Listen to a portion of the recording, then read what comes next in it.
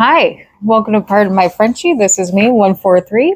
If you don't have a friend, you have one now.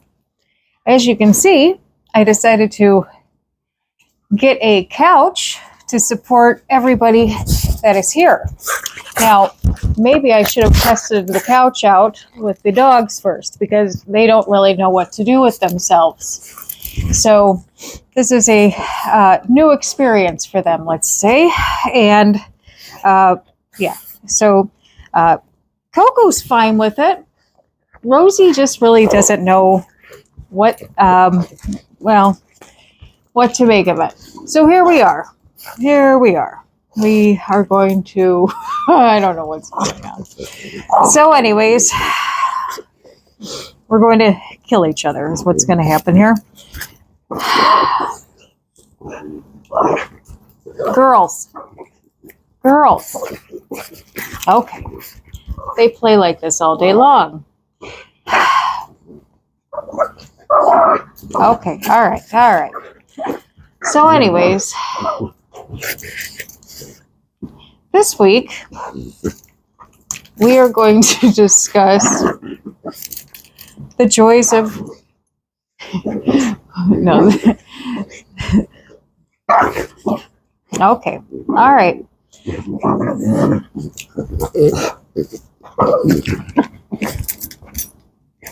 Well, we're going to try to get him to settle down just a little bit. Rosie. Before she mauls her sister's face off.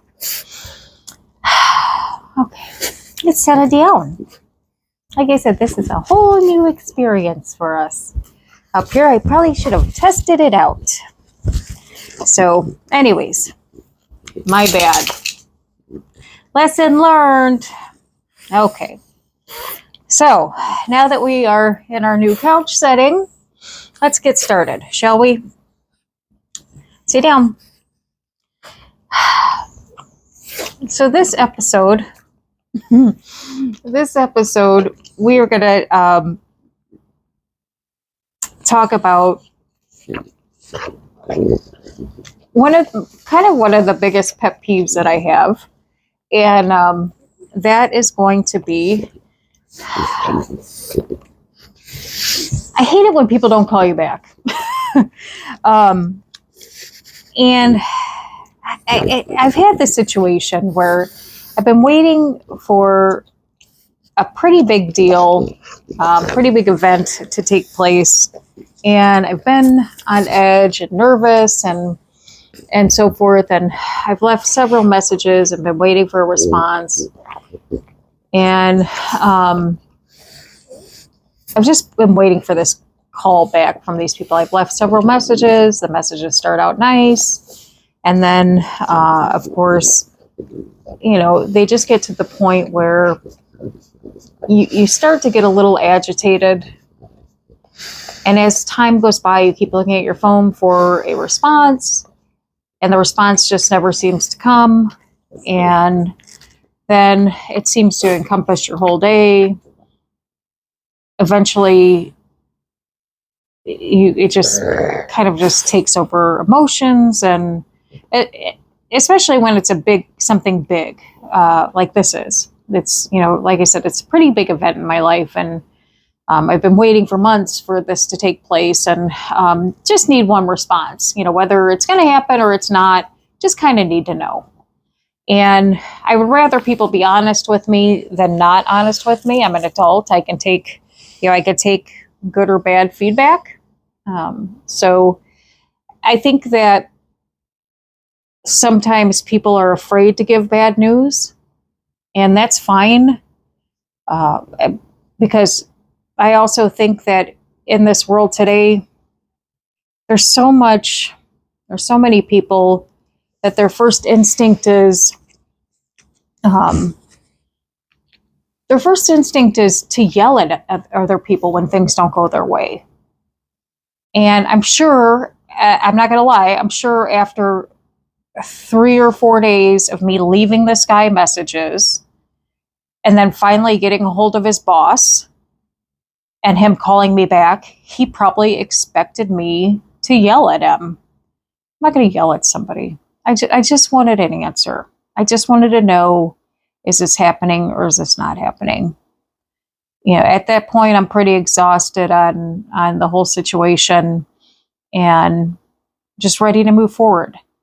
But so it was interesting this morning that when the person did call, they said that they, for the past few days they had been sick and so forth. And I get that. Yeah, it happens.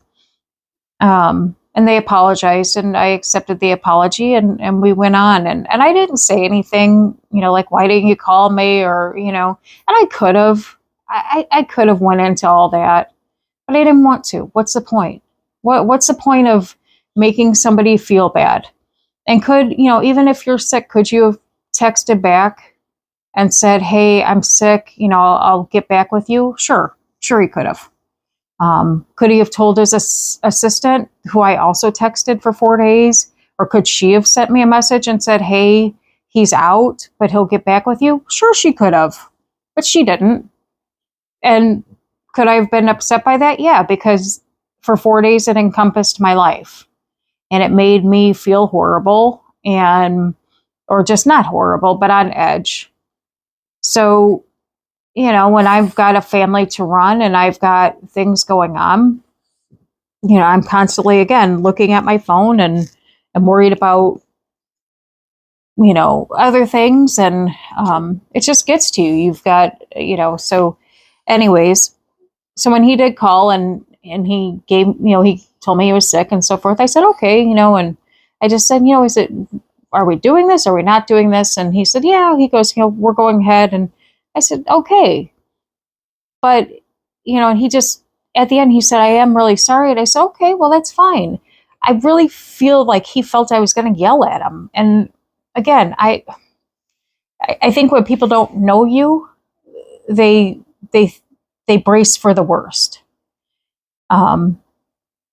Because maybe they've been put through the worst. I work at a company that they deal with some pretty, high-end people. And I was in a position where, when things didn't go the way that they were supposed to, sure, people would get upset. It happens. I've been in customers. I guess that could happen anywhere. It doesn't matter what company you work for. But I mean, you could be working at, Starbucks. I've been, at the grocery store and people have yelled at people. And for what reason? I mean, why would you do that to somebody? It's not going to change anything. It's not going to make anybody move any faster. Even in my current position, people will sit there and try to raise their voice and make people move faster. What is that going to do for somebody? That's just dumb. So could the situation have been handled better? Yes. Would I have liked it to be handled better? 100%, because then it would have, again, not put me in that situation for 4 days. I would have had some sort of insight and not been emotionally, in peril. But again, I don't know. Maybe I need to look at it as I was put in that situation to learn patience. I always think that in life there's a lesson to be learned somewhere. I needed to be, learn patience, and then maybe this was my opportunity to be overly thankful for when it did come through, which I am. I'm extremely thankful. So, there's a lot of different ways to look at a situation, which is what I always try to, teach my kids and even the people I work with. Bad situations aren't always bad. There's a reason for bad situations or indifferent situations. You actually should kind of cherish those, because even in bad situations, there's a lesson to be learned in there. You just have to find it, or you have to look at every situation and reframe it. As okay, well, if I take the emotion out of the situation and put a different emotion behind it, it's a total different outcome. It's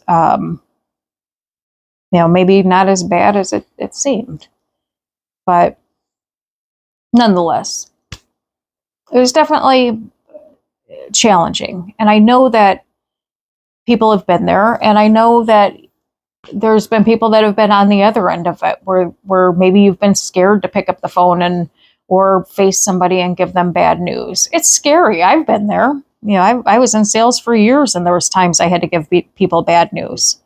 But I think that people would rather hear it than not hear it. And yeah, there's going to be people that get upset, but then there's going to be people that shock you and may not get upset and just be like, okay, well, I would rather know than not know. Or, get upset for a minute and then be like, okay, well, I need to regroup and move on. So, what's the fair trade on it? So either way, the person has to know the information. And then either way, you have to get through the moment. And that's all it is a moment. It's a quick moment of, here it is, and that's life. Not everything can be roses all the time. Sometimes, and sometimes the bad moments are, put there for a reason for that person, but it's their journey to figure it out, not yours.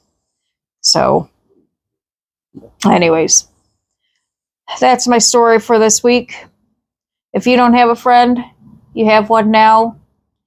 Thanks for stopping by. Pardon my Frenchie. This is me, 143. Hit that like and subscribe button. Tell all your friends about us. Thanks for putting up with my crazy dogs at the beginning of the video. Seems like they are used to the couch as for right now, until they get all amped up again, which who knows what'll happen. Anything can always happen on this crazy little couch. I had to get a little bit shorter couch because their little legs are a little bit shorter, so they need to be able to hop up and down with ease. But anyways, till next week, have a fantastic week, and we will see you later. Bye-bye.